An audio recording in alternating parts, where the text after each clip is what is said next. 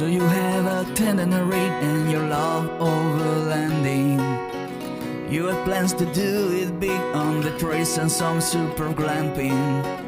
One idea, tip, news and reviews. A podcast the first rate and here just for you. You don't have to think about it. Join us and be about it. Something interesting we want to hear about it. Come on, let's talk about it. Welcome to Waypoint Overland's Random Waypoints podcast.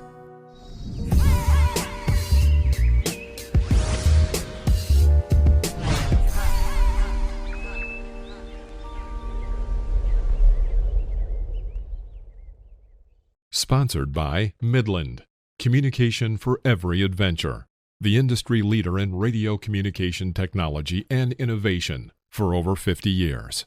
Sponsored by MyMedic. Sponsored by Tembo Tusk. Sponsored by Shower Pouch. Sponsored by DeMoss Collective, mission built and made for mobility. Sponsored by BrewTrek.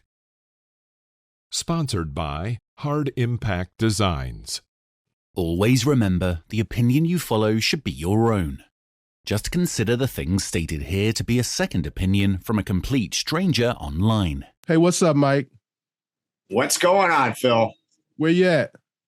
I'm in beautiful Baja right now. It's 90 degrees out. I'm on a beach and doing well. So you're sweating, and I've got on a sweater still. I am sweating. To be honest with you, it's pretty warm today. Lack of wind. You know, it's been now we're getting into where are we? Is this May 1st or that's maybe tomorrow? I don't know. We're almost in May, and it's getting warmer down here. I've made my way about I don't know, maybe a third of the way up the peninsula.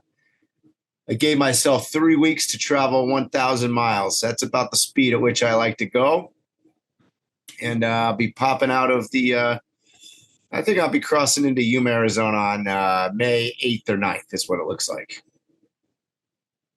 Mike, do you believe in conspiracy theories? Do you have any? Depends on the conspiracy. Depends. All right. Well, I want to hear what conspiracy theories or considered conspiracy theories do you have? I mean, hey, we're in the modern age of the America is one big conspiracy theory, right? Everything up there is a conspiracy, from politics to international relations to, well, let's not go too deep into it. We'll be in trouble. The reason I asked you is because I was, as usual, I'm researching places to travel, places to go, things to do. And I basically set the goal of looking for places that are unusual and most people don't go to. Yep.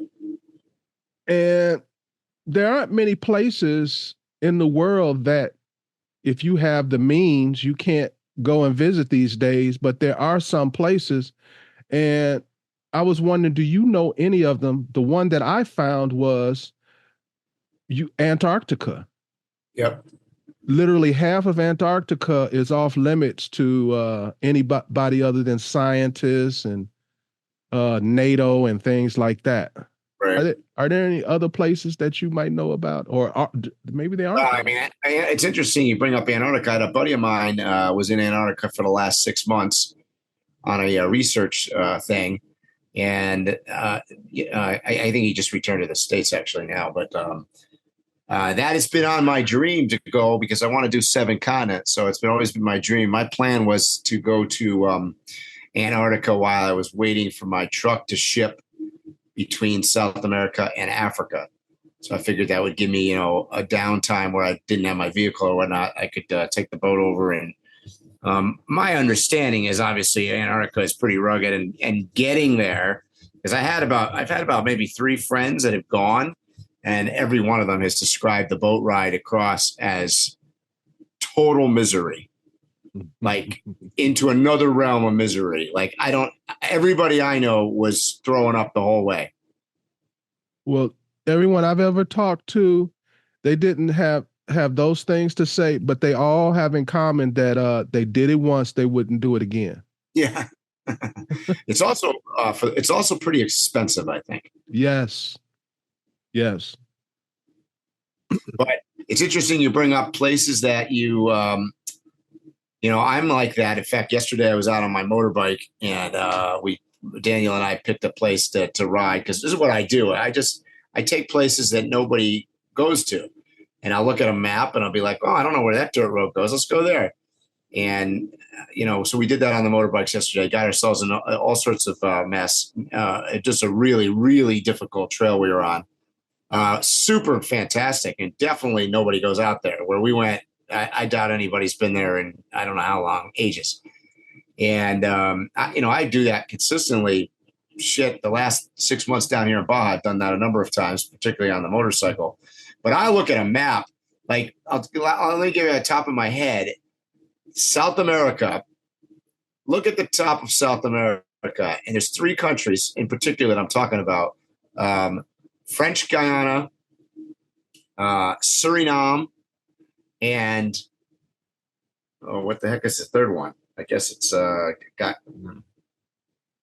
don't know. French Guiana, Suriname. There's a third one. I can't remember the name of it right now. Anyways, they're at the top of. I don't know anybody that's gone to any of those 3 countries. I know plenty of people that have been to Brazil and been to Colombia and Argentina and Chile and Ecuador and whatnot. I've never heard of anybody going to those 3 countries. Very hard to get to. Very, very difficult to get there. There's just no roads. So one day I want to go to those 3 countries. I wish I could remember the name of the third one. I have to look at a map. Well, I would like to go to Antarctica too, but through my research, one of the things I discovered is pretty much everything that I want to see is in the restricted area.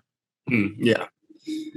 And isn't that always the case? Like if you go to the Vatican, as an example, in Rome, I want to go down in the caves I want to go where nobody goes. I don't want to go to the room everybody goes and it's got the, red velvet ropes and all that. I don't want to be in that room. I want to be in the attic somewhere. Right. I want to go to the archives. Right. Yeah. That's not the one that they allow news people to come and open a book with the gloves and all that. I mean, I want to go in the back. Yep. Not to get all off topic here, but when I was in Cairo, Egypt in 1991, so this was, before the internet, anyways, we went to the pyramids one day and there was a guy walking around and he asked if we wanted to climb to the top. And I said, oh, yeah, that sounds like a great idea. Anyways, it was not legal at the time in the early 90s. Now, my understanding is that they won't let you anywhere near. There's not a chance on the planet you're going to climb the pyramids. But anyways, back, in the 90s, my friend Eric and I, we climbed to the top of the pyramid, the little one. And first of all, the little one is not little. Right. And then the second thing most people don't understand is that each block is between 3 and 4 feet tall. So you're like pulling yourself up on each step going all the way up. And let me tell you, I'm not super afraid of heights, but I would say we were halfway up and I was getting petrified. It was so high and scary. So, once again, that was going along the lines of going to places that nobody goes, not supposed to go. I don't know how many people have ever climbed or had a chance to climb the Great Pyramids of Egypt, but I have. That's awesome, man. That goes, and you said you don't know if you can or you can't at this Oh, you definitely can't. You couldn't then. It wasn't legal then. But this was, of course, before, nobody had a cell phone. Nobody had a way of taking a picture. It was some guy that was probably, if I had to take a guess, he was probably a security guy, making sure everybody was behaving around the pyramids. And he was on the take and he took our, I don't know, whatever it was, 50 dirhams, or I can't remember what the currency was in Egypt at the time. And, and then he let us go up and we went on the backside. So, Cairo kind of wraps around. It's weird. It's misleading. When you look at pictures of the pyramids, they look like they're out in the middle of the desert. Not really. The city kind of wraps all the way around them. But we were kind of on the side where you wouldn't see. And I don't know, nobody said anything. And he let us go up and that was it. But no, I don't. Nowadays, it's all guided. You can't get anywhere near that.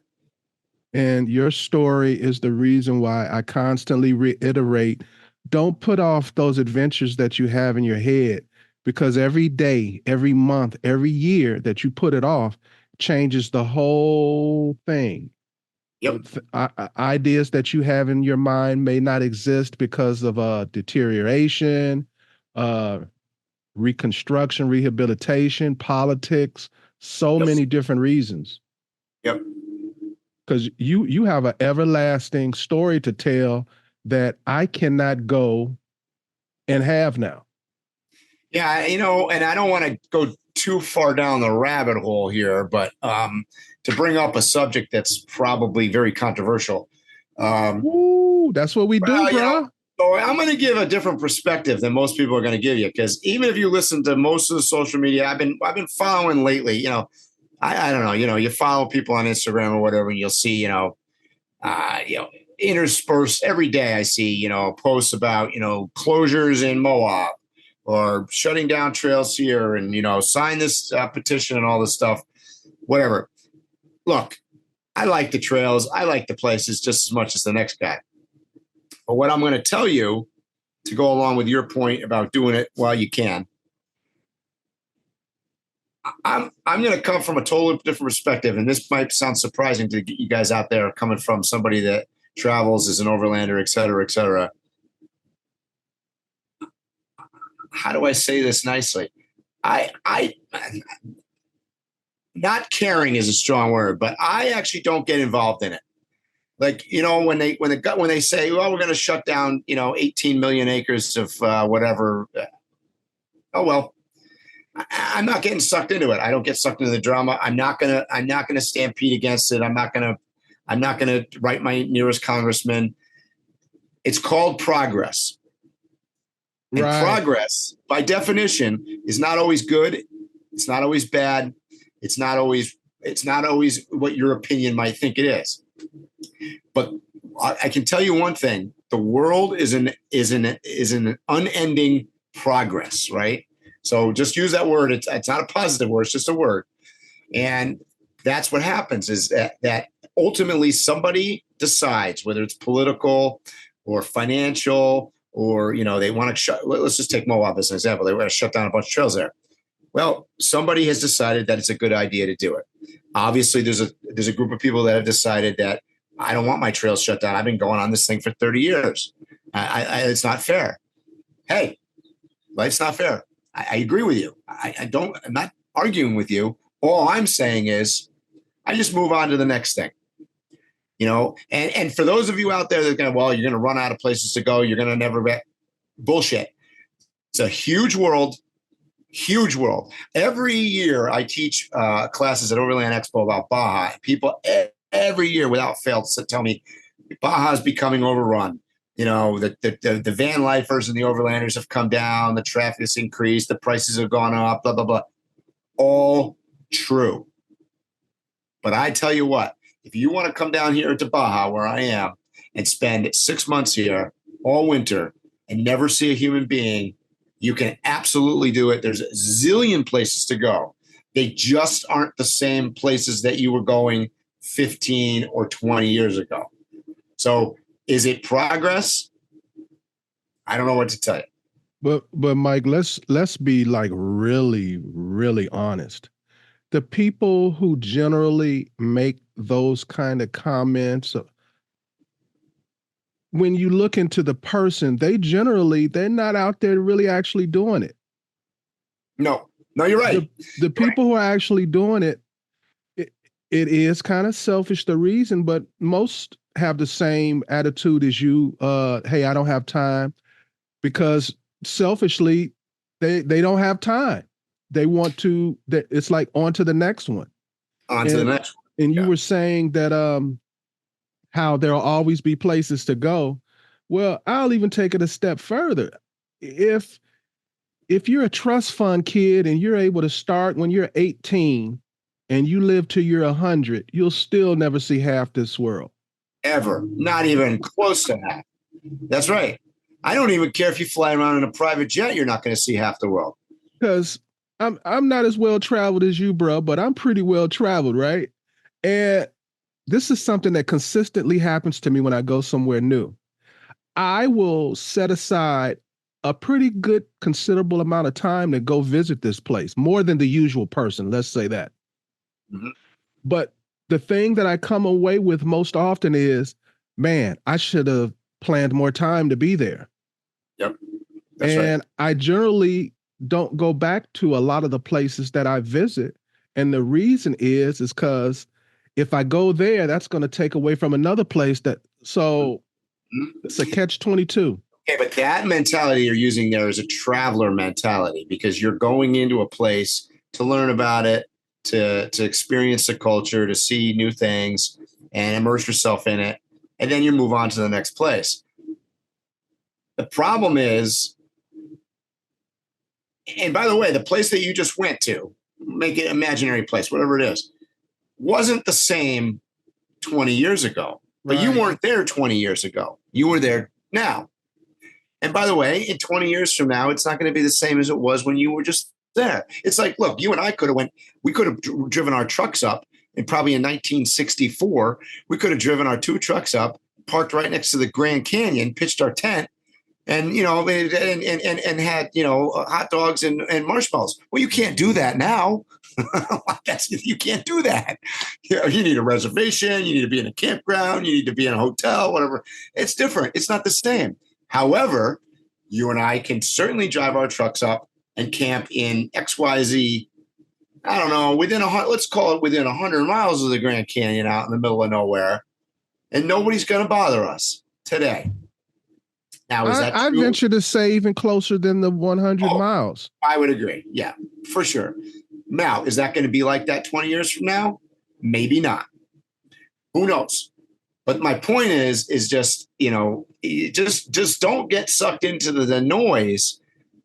It's just progress. And when you have to understand that progress isn't a positive or a negative thing. It's a fact.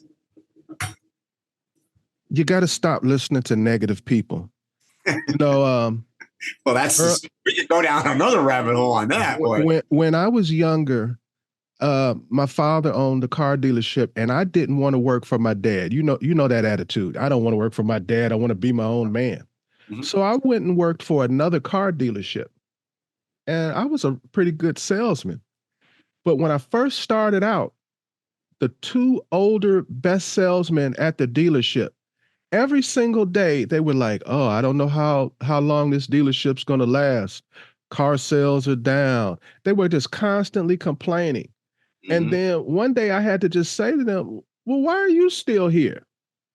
And that's kind of been something that pops up in my mind, that story, when I hear people and I'm like, why are they complaining? And it's when you get down to the reasons as to why people complain, it's usually because they're really not actually doing it, or they're just an asshole. Yep. Unfortunately, in the last, let's just say over the course of the last year, my mind, and I'm not necessarily saying what I've been doing, but my mind is starting to gravitate. I feel it happening. It's starting to gravitate back more closer aligned to where I used to be 10, 20, 30 years ago, in relationship to the way I travel and what I'm looking to do and how I'm doing it. It's almost like a progression. It was almost like this. Let me put it in Overland Expo perspective. Okay. A lot of you guys out there that are listening have been to Overland Expos and understand that concept.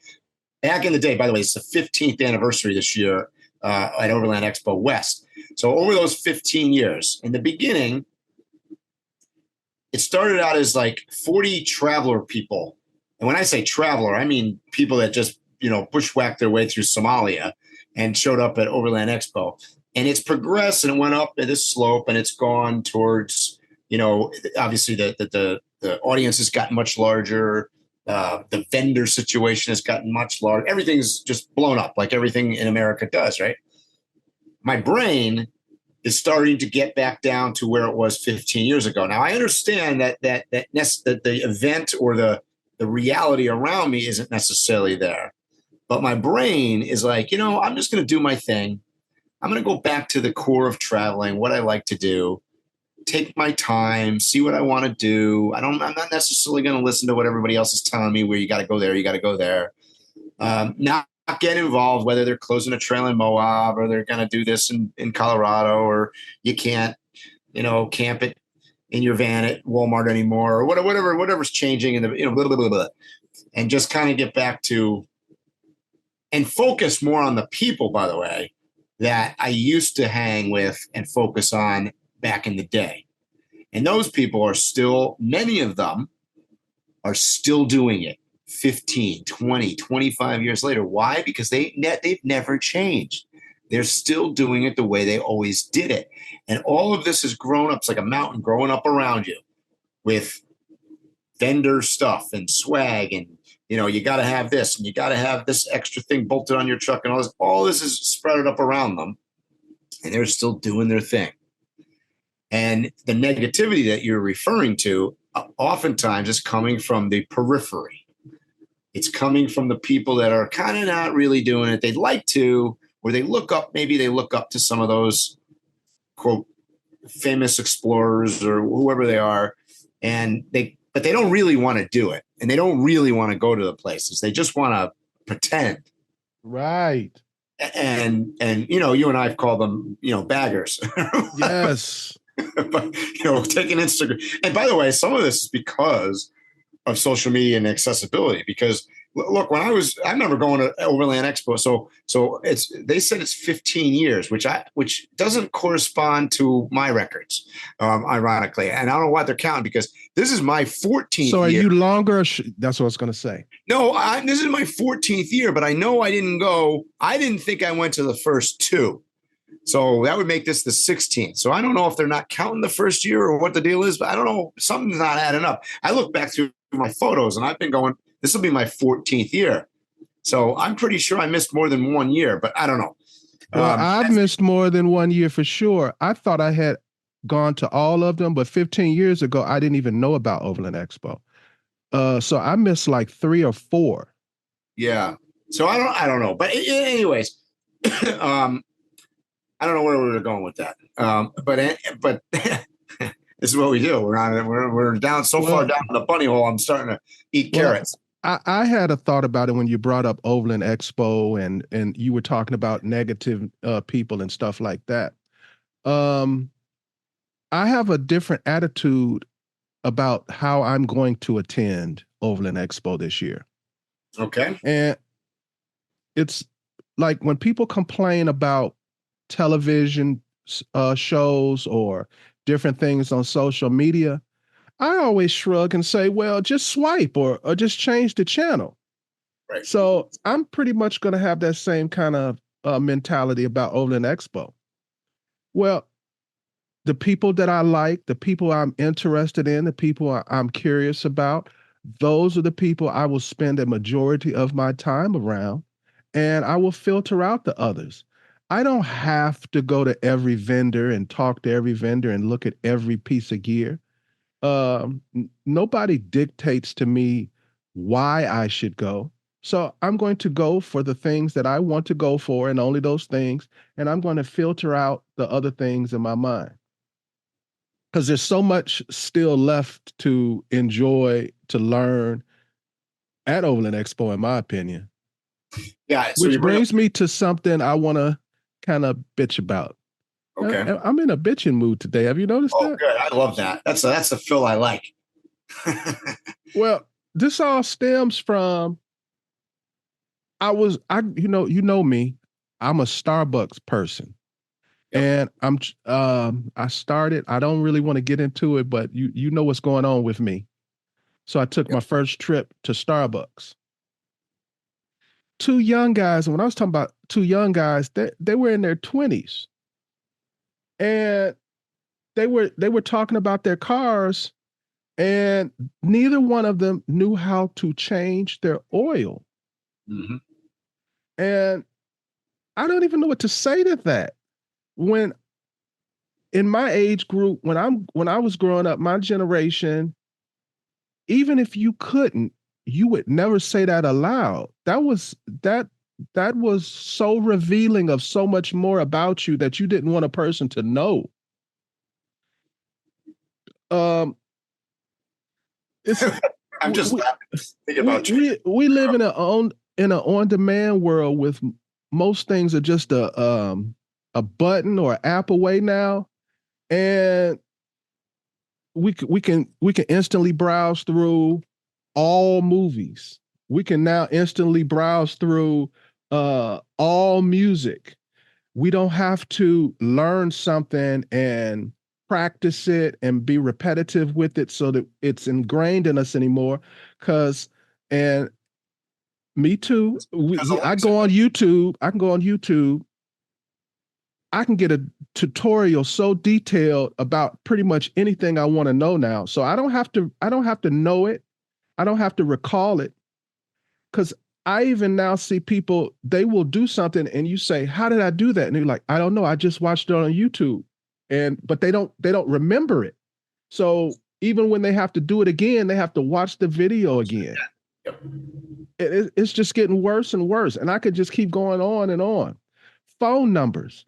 When I was younger, I used to have maybe 100 phone numbers in my head that I could recall like that. I'm so used to a phone now. I know my home phone number, my wife's number, and that's about it. Yep. Oh yeah, me too. Well, you bring up a couple good points. One, and this was in reference also to what I was saying before about how over the years, it's changed.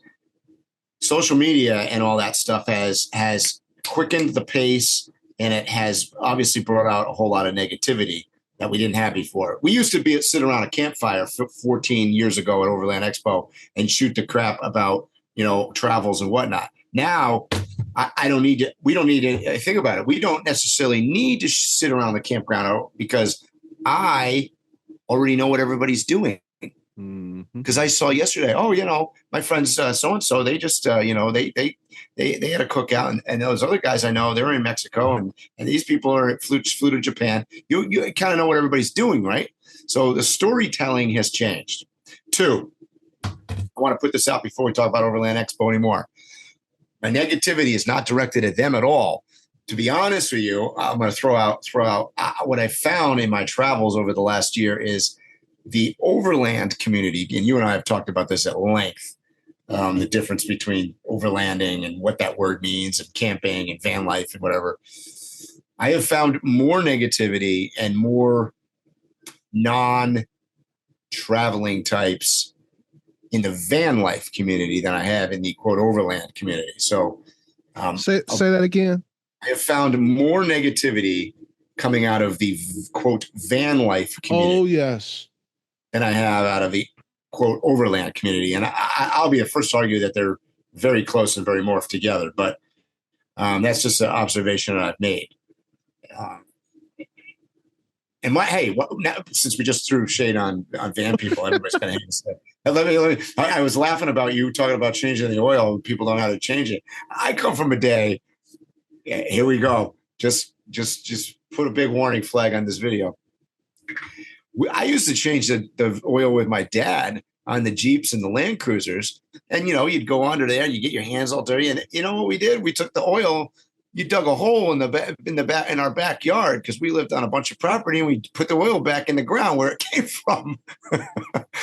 So all you environmentalists out there, love you. Bro, that's oil changes. Yep. Most people don't know how to drive a stick now. They can't. I actually found recently most people don't know how to jump a car. Is that crazy or what? No idea. Because I think in concept they don't know the difference between batteries, electric, oil. How a transmission gears work. And now, admittedly, we've got a segment of the market now that's going into, and we've talked about this on other podcasts too, electric cars that obviously don't have transmission, they don't have oil changes, they don't have gears, they don't have a lot of these things. So there's a change going on. I mean, we weren't changing oil, in 1780 on the horses. So things change, and right back to what I said, it's called progress. So today's caption of today's podcast is progress. But The reason I'm bringing up all this stuff, though, Mike, is okay. If you're living in the city and you want to be oblivious to things and not knowledgeable and knowing how to do things, unless we have another COVID or something like that, you're going to be all right. Yep. But this is an overland travel nomad podcast. That's right. And you can't have that mentality. It Agreed. may work for you for years, but eventually it's going to backfire if you're out here doing this. Agreed. Because if you actually do it, you actually go places, eventually you're going to have a vehicle issue.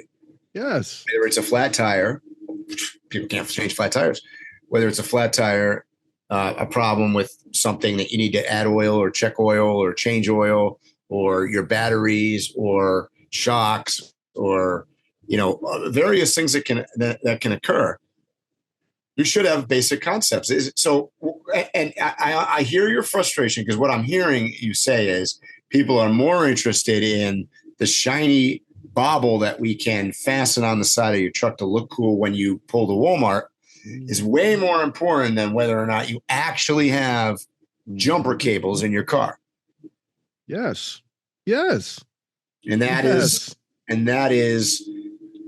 so to take this full circle, this is what I mean when I say my brain is morphing back towards it was 15 or 20 years ago in both my thoughts, my travels, and my relationships with people, fellow quote overlanders in the field. Those are the people that I'm going to mostly focus on, and those are the things I'm going to mostly do. And that a lot of that is because me, amongst everybody else, has got sucked into some of the noise, right? We all get sucked into the noise. Me too. And next thing you know, you're buying some glitzy stuff, or you're focused on stuff that is not really critical to the actual mission. It's more critical to looking cool, or you've been sold a bill of goods. Yeah, come on, you need this. I mean, who doesn't have that? So anyways, and it's not just about stuff. It's about places too. I hear it because I'm on so many little chat groups and different things in the overland and van life communities. You'll hear discussions at length about going to a particular place. I just went there. You've got to go there. You got to do this. This is a great place to stay. Eat at this place. The problem is that it's being oftentimes relayed by somebody that is maybe doesn't have the same intentions that you do, meaning that they're not. And I'm not saying they have bad intentions. They just have different intentions. So instead of going with the group or being the sheep, if you will, learn on your own. Go stay at a place. Maybe don't stay where they told you to go. Go to your own restaurant. Discover your own way. Information out there can be a positive and a negative thing, because it can be positive because it gives you more power. You're more aware of your surroundings. The problem is it also might be limiting what you're actually seeing, because you're seeing things based on what other people are telling you to do. And that's a concern. And that's why I've been sort of negative on the quote, I'm not going to say overland or van life or anything, the quote community, because community to me has become a little bit of a bad word. Community is sort of like, I'm almost looking at it as it's a brainwashing at this point. And particularly in some of the struggles I've had with some of the van life quote community, I found that there are a lot of agendas. Yes.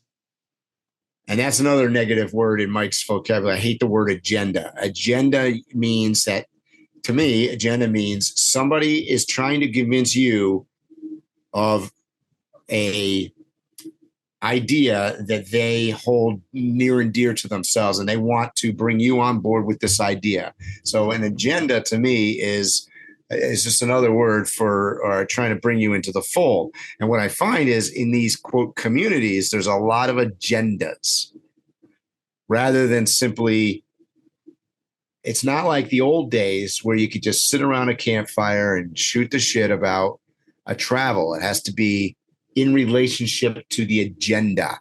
How do you feel? How were you made to feel? Like, and I know oh shit, everybody's going to hate us after this podcast, but it's got to the point where it affects, it makes me depressed. It makes me feel down. It makes me feel negative about other people. I don't want to feel that way. It's kind of like I don't know if you went to clubs or party when you were younger, but there'd always be this new club where all the cool kids knew about, and you go to it, and it's the greatest place to go. But then eventually it becomes such a great place and so popular that everybody finds out about it, and it's not the same anymore. No, because then you get factions that are trying to change it to the way that they want, right? Mm-hmm. And then you get warring factions, and then what do you got? You got drama, which is another word that I can't stand. Yeah. You used the word groups and communities. The first thought that I had was, I'm still positive about groups and community. But I think the word you were looking for was cliques. Amongst those groups and communities, we have these cliques now that either have social, what's the word for it? Social ideas that agendas. They want to. Yeah, there's agendas. They're political or social, or in my opinion, they're unrelated to the group that you're talking about.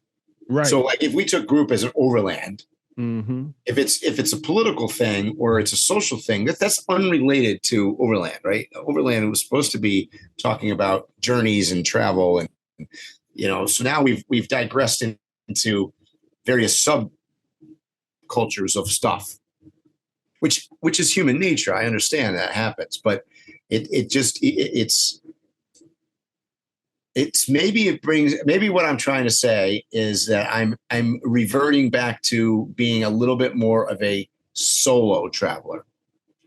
And I think and in many ways, many overlanders and travelers and campers, or whatever you want to call it back in the day, were soloists. We just did things because we wanted to do them and wanted to go see places. It wasn't so much about me going somewhere to show you that I went there, or to go there because I'm meeting up with all these other people that are there. It wasn't about that, right? Mm-hmm. Wow. It sounds like you're talking about me, bro. I kind of got caught up into that a little bit with the social media thing. And I was like, man, I went like a whole decade where I didn't post. I never considered posting nothing. I never went anywhere with another person. And now all of these peripheral things I've made important that aren't important. Yep. It's gross when I think about it. It's one of the reasons why I really like Overland Expo. I like the environment there from a standpoint where we can all go and do our soloist things and then come together. It was once described as an event of solo sort of people that generally didn't associate with a bunch of people coming together for a weekend to associate and then go back out into the little caves. And that's one of the reasons I like it, because you get to hear stories, you get to see people you haven't seen in a long time.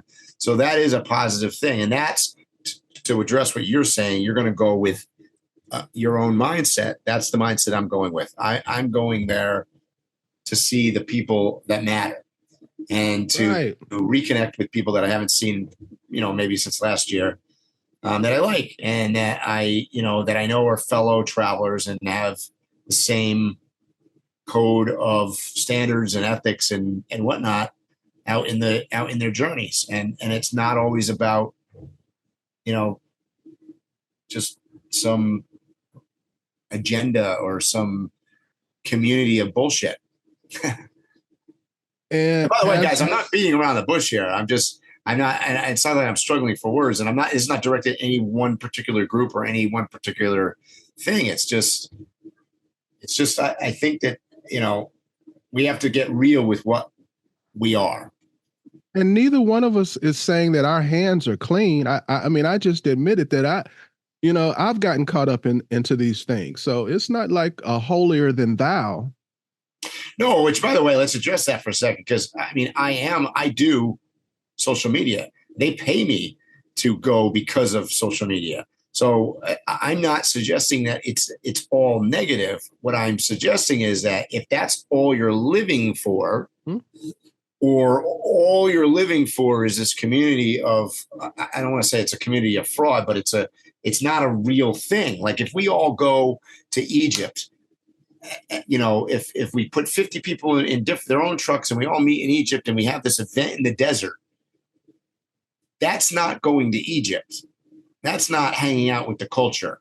That's just us changing locations. I agree. You bring people into an event like that, and next thing you know, you've got agendas, you've got, a community, it's called. Well, community by definition it got walls, right? You've created a community, you put walls up around the very place that you're actually visiting. Mm-hmm. Well, I have found, at least in modern society today, that most groups that their first thing that they profess being is open and inclusive, they are generally the most judgmental people I have ever encountered in my entire life. Absolutely. Yep. That's right.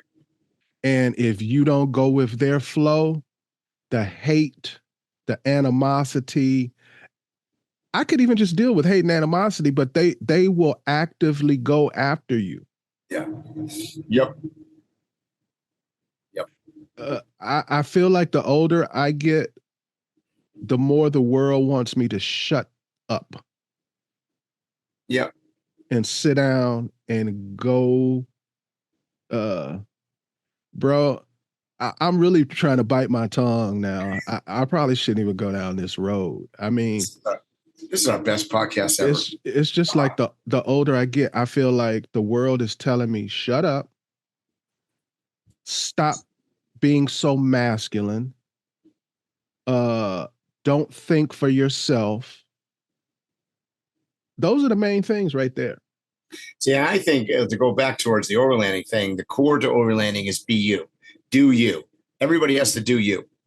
What you like to do, how you like to travel, how long you like to stay at places, what kind of vehicle you drive in, what kind of gear you carry with you, how you cook, what you eat.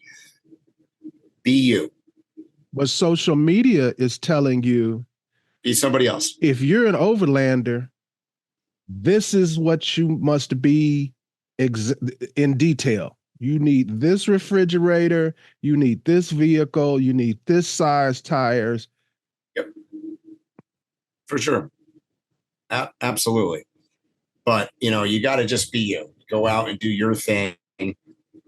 I get, everybody, we all in this modern world of, particularly in social media, we all get negativity online, right? So for me, got a big truck sitting behind me here. I get negativity about destroying the environment. The truck is too big. Where are you going to be able to go? How do you wheel with that? Blah, blah, blah, blah, blah. It goes on and on and on. It's a bunch of noise, right? Just like, I can give noise the other direction. You're driving around in a Jeep. We were talking in some Jeep. I was a Jeeper. I've owned Jeeps. Talking about Jeep, I could be like, whoa, how the hell do you take a shower? Where's your toilet? What are you going to do in there? Be you. Do you. There is no right answer to anything. Like yesterday, I'm out on my motorbike. That's how I choose to go to my super, super remote off-grid locations. And I can tell you what, I'm going to get there on two wheels. Either I'm going to get there in a Jeep or a Land Cruiser or a 4Runner or any of that stuff. And certainly better than my truck, for sure. It don't matter what you're driving, bro. There's going to be somebody that's going to have, if you started using a bicycle, somebody would figure out something about the rubber, you're using too much rubber, the oil in the axles, something. There's somebody that's going to come with a negative slant and a complaint. Oh yeah, I got attacked this morning about my video went live today. I've been putting up my Baja Divide bicycling videos. And here we go. Immediately you start getting attacked about not wearing a helmet. It's like, well, hey, it's my head. Don't worry about it.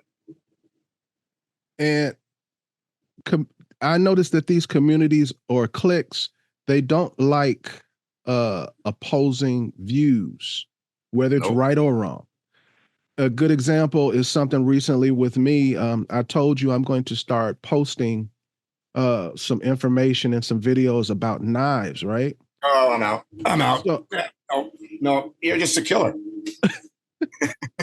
Well, I had someone in the knife community tell me, oh, no, you shouldn't do that. I told them what my idea was, and they was like, oh, no, you shouldn't do that. You're going to get a lot of backlash for that. Because my whole slant basically was all these guys on YouTube that are telling you about this knife for survival and this knife for bushcraft, they're wrong. Yeah. They're wrong. Most of the survival stuff they're telling you, they're wrong. And like I said, my slant is, well, I talk to the people who actually do it, and this is what they say. And it conflicts with what all you guys, you weekend warriors, are saying. Yep. Everybody in that community has told me, you don't want to do that. You don't want to do that. So basically, they were saying, I think you're right, but they're not going to absorb it. They're not going to appreciate it. And I see that in some circles of the Overland community. Oh, absolutely. Like I've heard people they don't like our talk about 40-inch tires. Yeah. I know. Have you had anyone address you about that? Absolutely. Yeah. Why are you guys always down on the 40-inch tires? Look, if you're in America and you're accessible to purchasing 40-inch tires, be you. That's all I'm saying. But for a world traveler overlander that's crossing borders and going to be in off remote locations, quite frankly, even in America in remote locations, you can't deny, even those of you that like those tires, they weigh more. They weren't stuck on any one of those vehicles that you're putting them on, which means it is definitely creating wear and tear on other components. Now, if you can deal with that, you can address it, and potentially you're not the guy that we were talking about earlier in the video, and you can actually do work on your truck. Good for you. I mean, stuff might break. You can fix it. But realize that that's happening. And that's all we're saying. So we're not raining on your parade. We're just simply stating facts. And we have people to back us up. We interview a lot of people. Mm-hmm. 100%, not 99, 100% of the people that we have interviewed who are really out here kicking it, who are really crossing borders, all of them have poo-pooed the huge tires. Yep. Everybody who has talked about the big tires, well, just look where they've been. Now, look, there's some advantages to them. One, let me give you the number one advantage to the big tires. Number one advantage, they make the truck look cool. I'm telling you, that is the number one advantage. Bro, I like them. There's a lot of things. Yeah, so you're going to create some more ground clearance. There are a few reasons for sure, but I would go deep into your heart. The number one reason is because they look cool. Just be honest. Yeah. Most people who go get 35s, let alone 40s, that's why they went and got them, because they looked cool.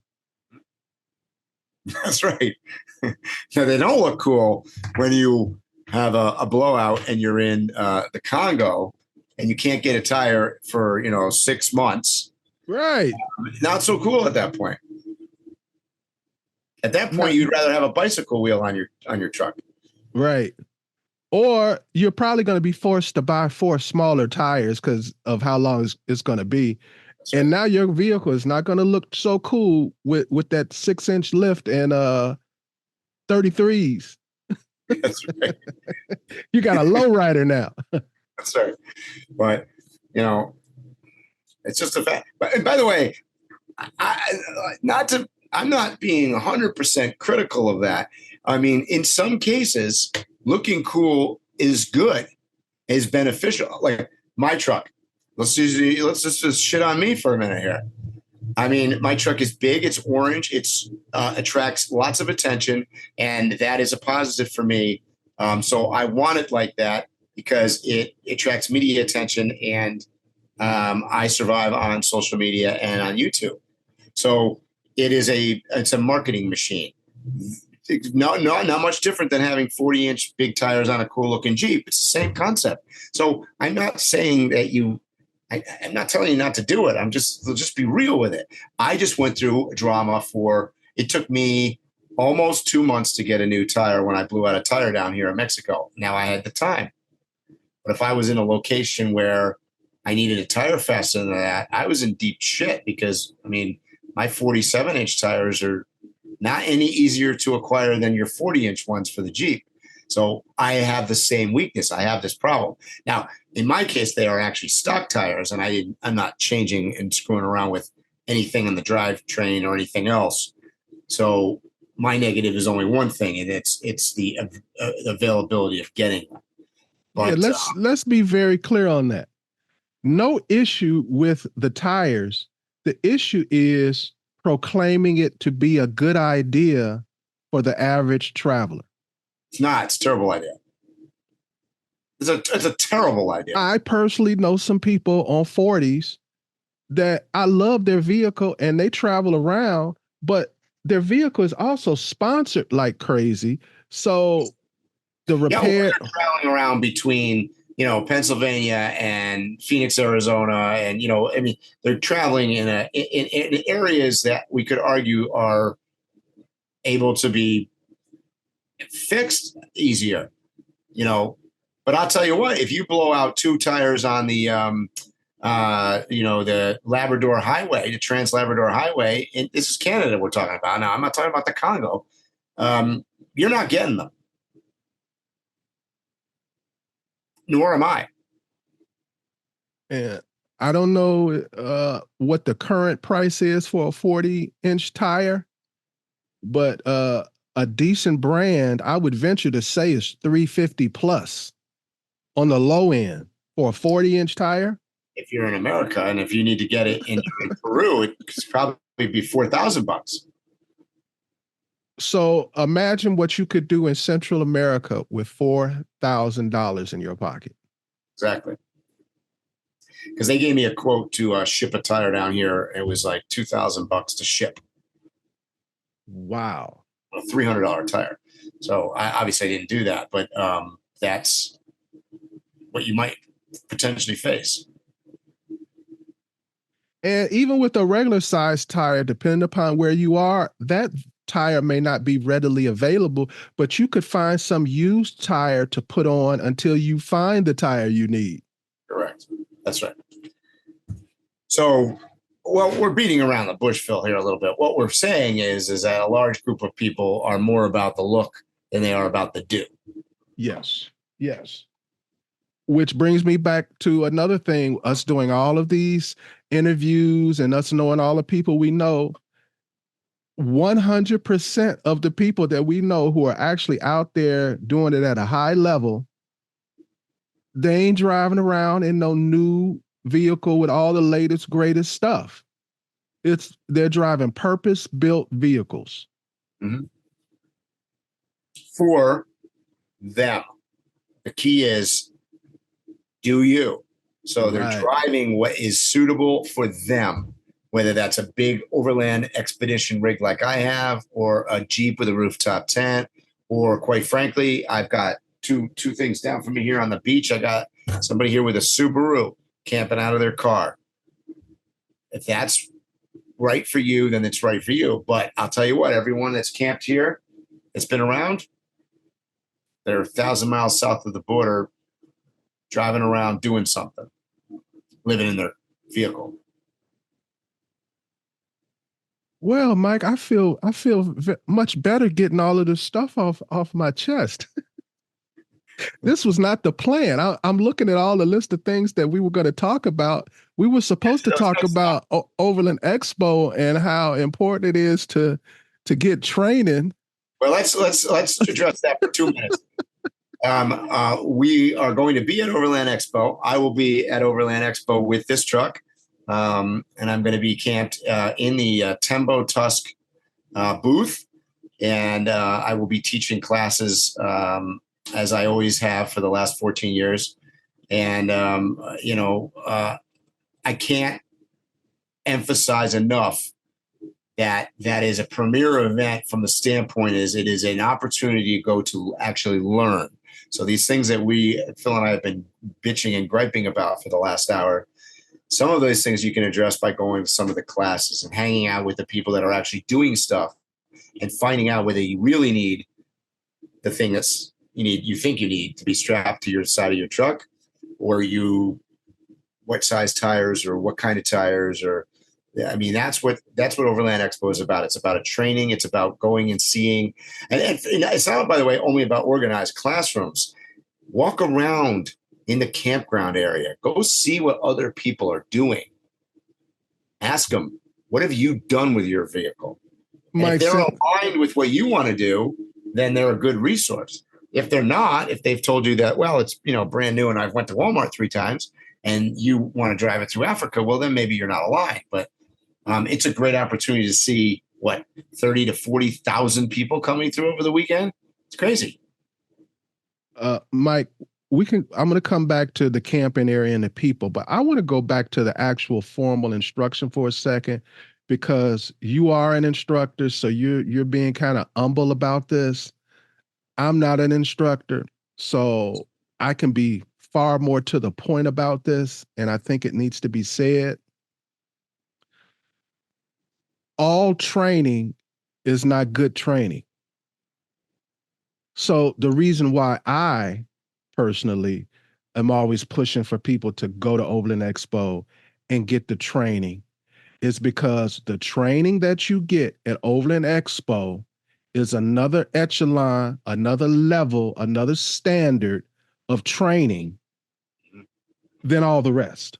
Yeah. Period. I'll stand on that. Because it generally attracts the training crew that they have been doing it for a long time. They've really done it. The topics that they're talking about, they have really done it, and they've done it recently. And that is what gives them and the entire team so much credibility, right? And it's the premier event in the segment. So you're going to attract the best of the best. That's just the way it is. Because I know some guys that do training, right?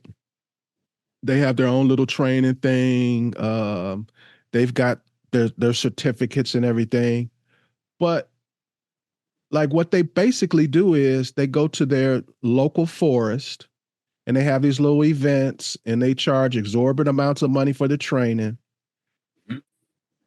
But if I took any of those people they trained and took them on a trip, none of the stuff they learned would work, because the trainers are not even capable of telling you the differences in between towing and the necessity of a hitch in the woods versus in the desert. Yeah. What additional tools would you need in the desert to make your winch work? Mm-hmm. And I just picked one thing, but there's so many things where they're only speaking from one little small little situational thing, and they don't know more to even explain more. They've gone to some trainings and they've practiced it in their area. So that's all they know. It's also largely financial driven, right? Because they're trying to make money on these classes. We've talked about Overland Expo before, and the ticket prices to Expo are high. You pay a lot of money to go. Let's just not beat around the bush.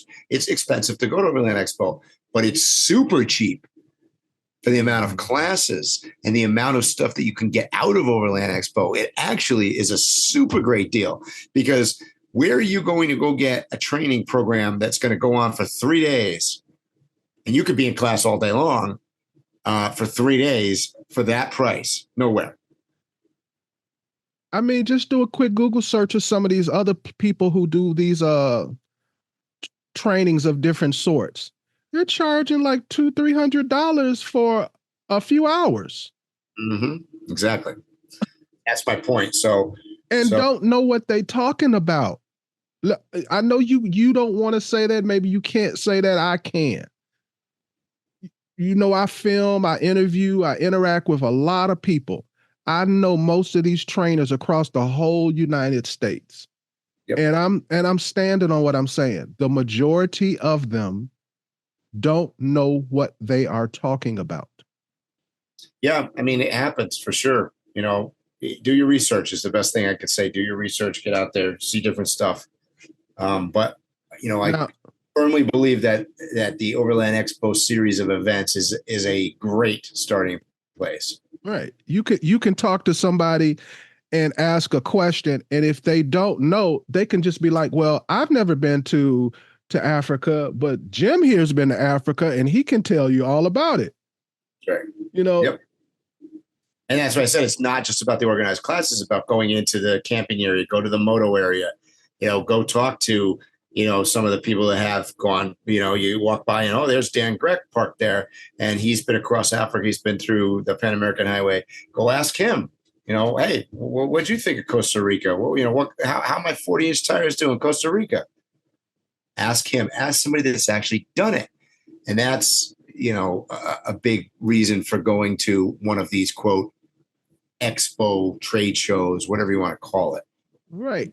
And for people listening to this and they're considering maybe going for the first time and they're hearing us talk about, oh yeah, you're camping next to Dan Grech and blah, blah, blah, blah, blah. Let me talk to those people for a second. When you're out at camp, those people will talk to you. They may talk to you longer than you wanted to talk to them. If you are interested in the same things they're interested in talking to you. Right. And they're there to talk to you. Now we're talking about people like Dan Grech who are invited and people know who they are, but there are also people that are in the campground that you've never heard of that have traveled the world. They just don't have any interest in social media whatsoever. I've met people who've been on the road 20, 30 years and they ain't posted nothing yet. They don't have an Instagram or whatever. No, we met some people Pacific Northwest last year, Phil. I think they've been on the road for 24 years or something. They haven't posted anything. Fascinating story, though. Those are the kind of people that if you want to ask a question about a place and get a real answer, they're going to give you a real answer. And they'll give you a tip that's not going to be a formal tip in a book or given to you by some certified trainer or whatever. They're going to be like, well, when I was there, they say for you to do this, but we did that because it works better. Yep. And you're like, oh, that's half the price, or I could do that for free. Yep. Yeah, so looking forward to that, actually. Believe it or not, it's only like 16 days away. Do you have any idea what classes you're going to be teaching, bro? I don't know. They have not put the schedule out yet, so I don't know. I know you got to do something about Baja. Yeah, probably. So I will put that information out as soon as I figure out what it is. And it should be out this week. I'm pretty sure the schedule is going to be out this week. I have a good question for you, bro. I partially know the answer, but I want to hear what you got to say. I'm a newbie. I'm thinking about doing my first border crossing. The easiest one to do is for me to try going into Mexico. And I keep hearing about Baja and everybody goes there and they have a good time or whatever. What am I going to gain about just crossing the border into Mexico to Baja at Overland Expo? Why would I want to talk to a trainer about going just across a border that's contiguous to us? Because I think that anytime you can go to a location that with local knowledge is always a benefit, even for somebody like me that's been to many, many, many places and traveled. I'll use this as an so when I drove down to Baja 3 years ago, I ended up in Los Frailes because I had met people in Massachusetts, ironically, that had stayed at that, and I didn't know, that location from the next location.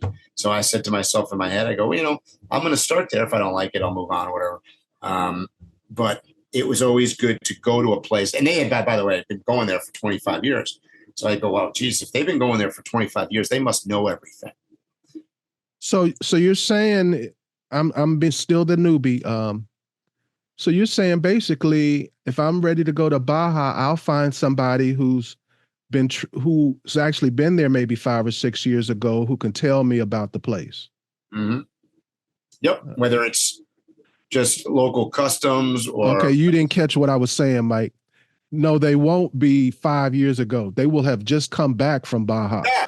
Well, as an example, if I'm indeed teaching a Baja class, which it probably will be, I will have been in Baja 5 days before the class.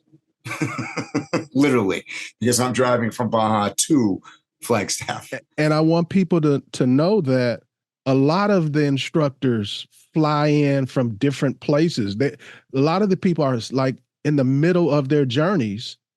They pack up, fly in, do Overland Expo, and go back. So literally half of these people that are trainers are a week, 2 weeks, a few days away from that place, and they're going back. That's right. Yeah, and that's the advantage. And so if you are doing something like that, you want to get into a class, you're going to get in front of somebody that has done it recently, that can give you tips. And like I said, be you. It's one viewpoint. It's oftentimes they're panels, so there's probably a couple viewpoints on them, and you can get knowledge, you can get information, you can get maybe little intricacies about border crossings. Because I'll tell you what, having crossed 120 different countries around the world, different borders, I don't care whether it's Mexico or Congo or New Zealand, all border crossings have their own intricacies and are interesting. Let's just put it that way. I've had one of my roughest border crossings ever, believe it or not, was coming back into the States from Canada, of all places. So borders are always an interesting thing. Yeah, and to have somebody that just got back who can say, well, when you're crossing such and such border, if the general is there with the red sash, you might want to go have dinner and go back to try the border tomorrow or whatever. That's right. Those kind of details. Yeah. Yep. And places, Baja is a great example of this, but many places in the world are similar, where the situation changes very rapidly, right? Particularly in developing countries, a lot of times with roads. So I'll give you a first world example of this right now. I drove down into the Baja November 12th, actually. Mm-hmm. And where are we here? We're about to be in May. And I'm going north. Well, I've gotten reports from various friends of mine that have gone north ahead of me that there's a section of road that I'm actually going to get to, not tomorrow, but the day after, that is just destroyed with potholes. It was not like that 6 months ago. So to put that in perspective, I can't tell you how it's going to be 6 months from now because it could change. You have to understand that. So for somebody to sit in a classroom with, because I get asked, well, how are the roads down there? Well, it depends. You don't know. You got to really go with local knowledge because it changes that fast. They don't build things as well. So again, the reason that this is apparently happening is because they got a lot of rain over the winter in the northern part and section of this particular area in Baja, and the way they build the roads down here is not maybe to the standards that we're used to in the States. They basically kind of lay asphalt right on top of sand. That's kind of how they build it. Anyways, when it rains a lot, water gets underneath. Next thing you know, parts of asphalt fall through. You got potholes. And so that road could have been new 6 months ago. Mm-hmm. And in 2 days, I'm going to find out that apparently we're going to be driving 10, 15 miles an hour. And it's a disaster. So that's information that is essential, and particularly outside of the U.S. In developing areas, situations change: political, weather, environmental, cultural, all sorts of things change very quickly. Mike, before we get out of here, do you want to get into what the viewers should be looking forward to, at least next week? At Expo? No, I'm on the podcast. We talked about Expo. What are they going to be looking forward to next week? Us not pitching about something? Actually, that's true. We're going to have Brian Bass, archaeologist, buddy of Scott Brady. They just got back from Africa. We were one of the first interviews that they gave. Matter of fact, so early that we had to Hold it. put a little embargo on it and hold off on putting the video out. We've been holding it. So I can't wait to put that out. That'll be our next podcast after this one. So, Phil, what day is that coming out? I don't know. Okay. It'll be the next one. Yeah. After this one. So this one should come out Friday, whatever Friday is, and then whatever the next Friday is. So when it comes out, we are going to be very close to getting, well, I'll be very close to coming into Flagstaff because I'm going to be getting in Flagstaff on Tuesday. So it would be Friday the 10th. Okay. This one will be coming out on the 3rd, and the next week will be the 10th, and we'll have him on, and we talked about some incredible stuff. So it's going to be definitely one to look forward to. And this is also an opportunity to mention to everybody, because we're stepping up our game this season. We're going to be talking to important people. We're going to be talking to interesting people that push the needle forward. And some of them are going to be live because we're going to be in the same room for the next couple of podcasts after that, because we're going to be recording them in Arizona. That's right. We got to do at least 6. Okay. We'll talk about that offline. So is there anything else you want to say, Mike? I think that wraps it up for today. All right, guys, you know what I'm going to say. Stay safe, tread lightly, and hopefully we'll see you here or on a trail soon. You have been listening to Waypoint Overland's Random Waypoints. Like, subscribe, and stay tuned for more.